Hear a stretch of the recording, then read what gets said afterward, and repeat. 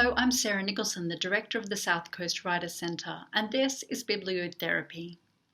Caroline Baum is a South Coast-based journalist and writer who has worked for the ABC, the BBC, Time Life Books and Vogue. She was the founding editor of Good Reading magazine and the Editorial Director of Booktopia. She is also the author of Only, a Singular Memoir.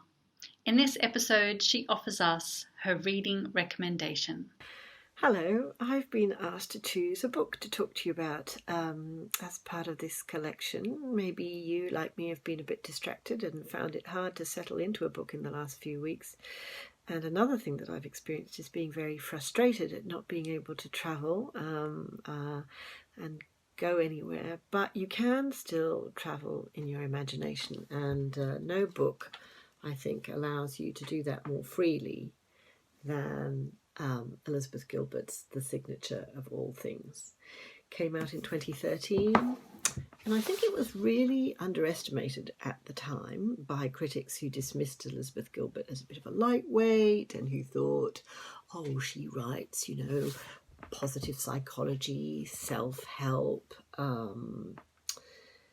Very silly, I think, to underestimate or to pigeonhole writers. And I think Elizabeth Gilbert proved with this book that she should not be easily dismissed. It's a hefty book.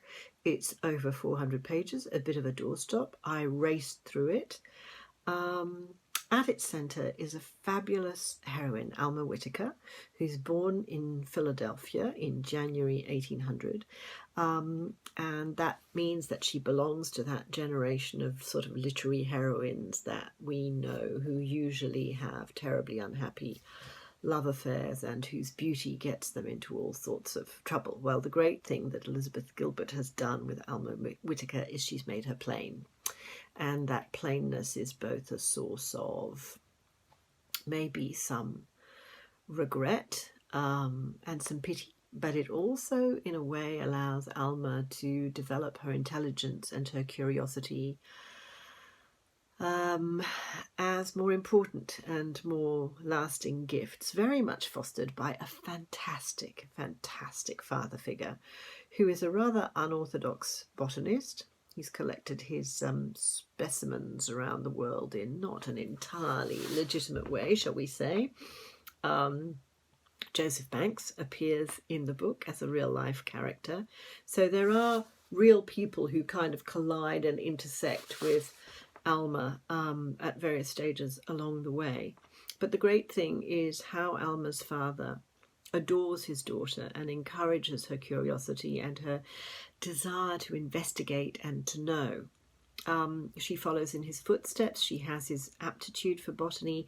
She decides to focus her energy and her passion on the smallest, most microscopic and most modest of organic matter, moss. And the way Elizabeth Gilbert writes about moss is just sensational.